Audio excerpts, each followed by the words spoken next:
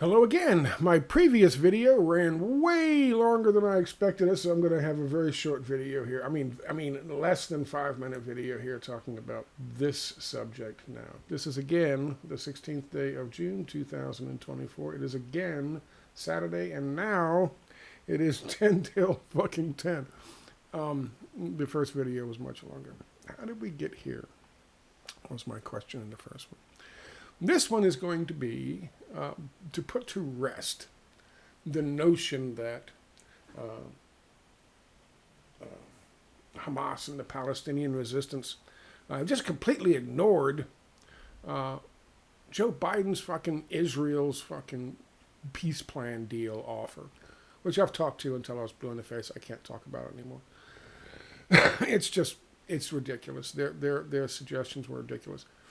In fact, they did respond last week, and it is now, thanks to El Mayadeen and, of course, Aletho News, out in the public purview.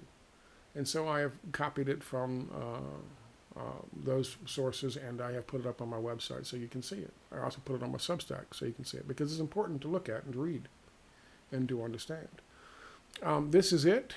This is their response, and it is long, but it is, and it is quite fucking all-inclusive, save one element that I noticed after my first read-through. Then I went back and read through it again just in case I missed it, but I did not.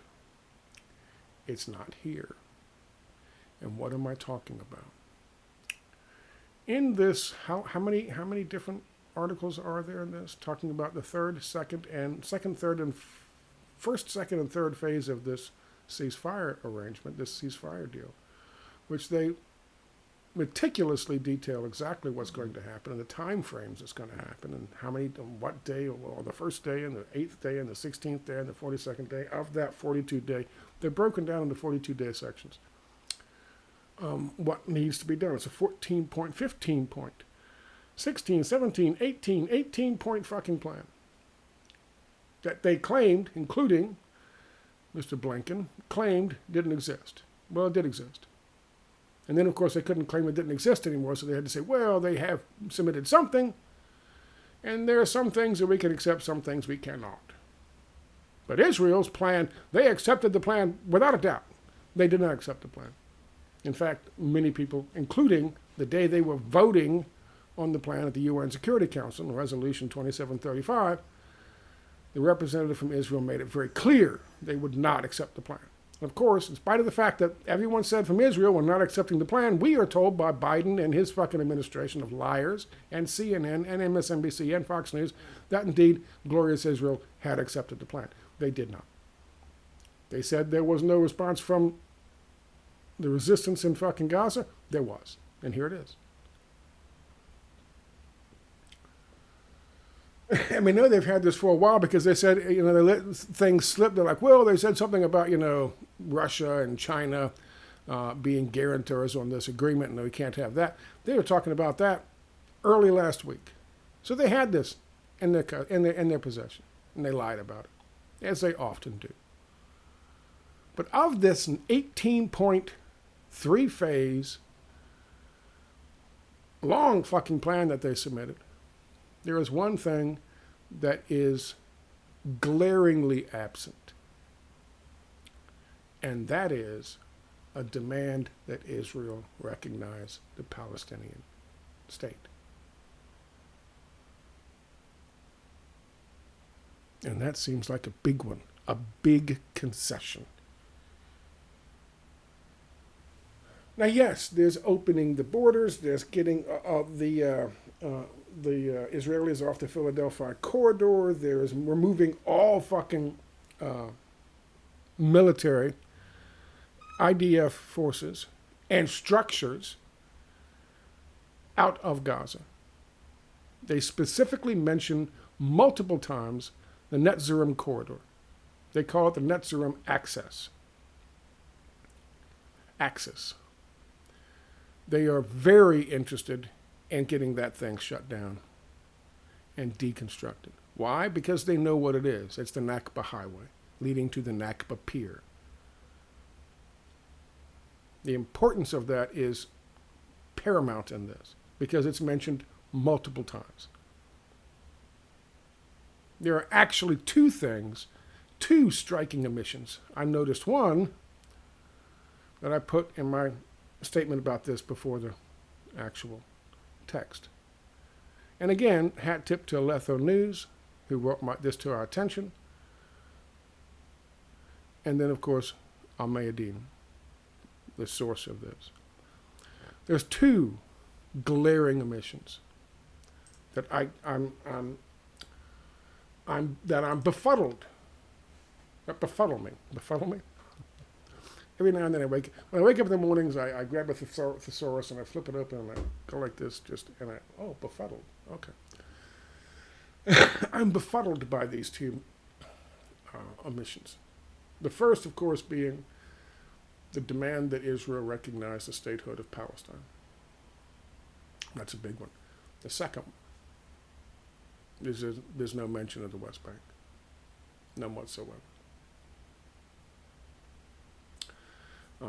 500 plus Palestinians have been killed by fucking rabid Zionist, low-life pieces of shit settlers who moved there with the intention of fucking stealing somebody's house because they'd never get one in the fucking country they were in before they converted to Judaism and decided they were going to become settlers and bash little old ladies' heads in, piss in their fucking wells and shit in their wells and tear down their fucking olive orchards until they left and they could steal their fucking land.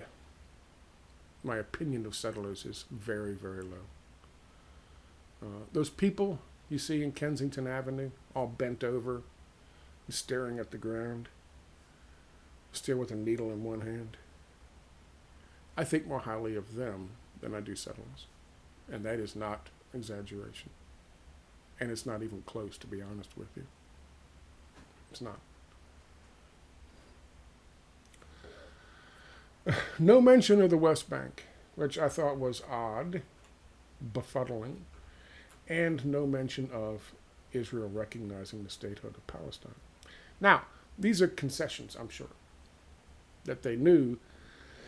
However, what you basically have is the statehood of Palestine. If you go and read their demands, of course, IDF has to get out. They have to, open up the fucking borders. They get them out of the fucking crossing, so that between Palestine and Egypt, so there's no fucking IDF limiting what can come in and what can go through, going through all that. There's demands that they would allow a certain number of injured fucking Palestinian fighters to be treated in places in Egypt and other places, and to go through and do that on a daily basis, a certain number on a daily basis. And of course, bringing in fucking, opening up all the entrances to Gaza to allow for aid to come in and the rebuilding to start. All of this stuff is fine and dandy. Of course, all the discussion about, Palestinian prisoners being exchanged for the Israeli prisoners and so forth and so on. And the time frames for all of that. All of that is well and good. But it seems striking to me that they wouldn't demand a recognition. Maybe they assume that demanding a recognition in the wake of what's going on right now, while holding hostages, is a bad look. So maybe they've decided against that. I don't know. Maybe they feel like it's more palatable for the centrist in Israel to be able to sign on to a deal that doesn't include the recognition of Palestinian statehood. Maybe that's part of why they're doing it. I don't know. Maybe they feel like if they get all the concessions and everything they want with this deal, they'll essentially be a state. Of course, the West Bank would still be a series of concentration camps. So I'm curious as to why they've left them high and dry. There's another aspect of this that you can tell right from the title of this, but also when they talk about Israel as a state in this document, Israel is always in quotation marks. Israeli is not, but Israel is, as you can see in the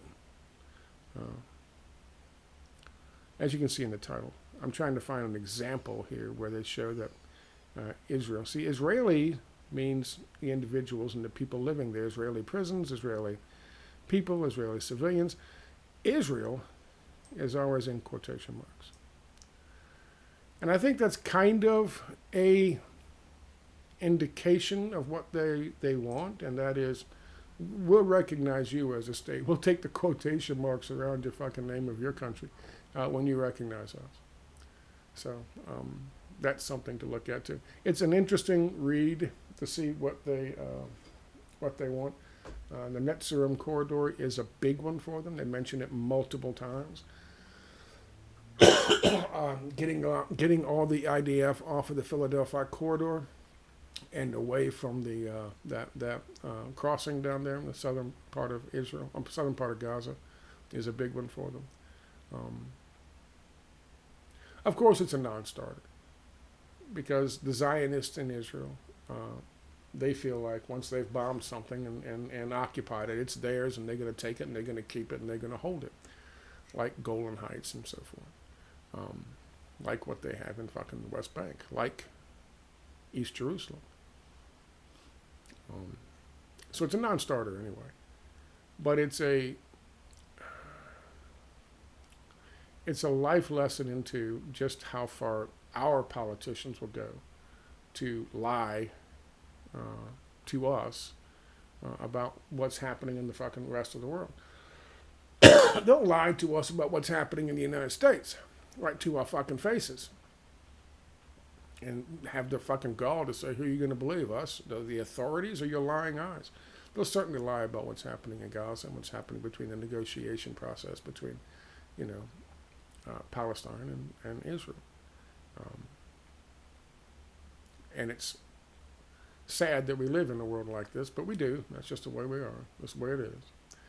So I thought I would, thanks to Alether News and the others, and Mayadeen, for publishing it. It's a good insight into what they want and the concessions they are willing to make. I mean, I think it's certainly not outrageous by any stretch of the imagination, and it seems like there are some things that they put in there knowing that would be, negotiated down or negotiated out of the process. Sorry, I gotta go cough for a while. But I thought I'd post it up there so you can see it and read it for yourselves. I am concerned that they don't have anything on there about the recognition of Palestinian statehood. But I guess they have their reasons. Anyway, I'll talk to you.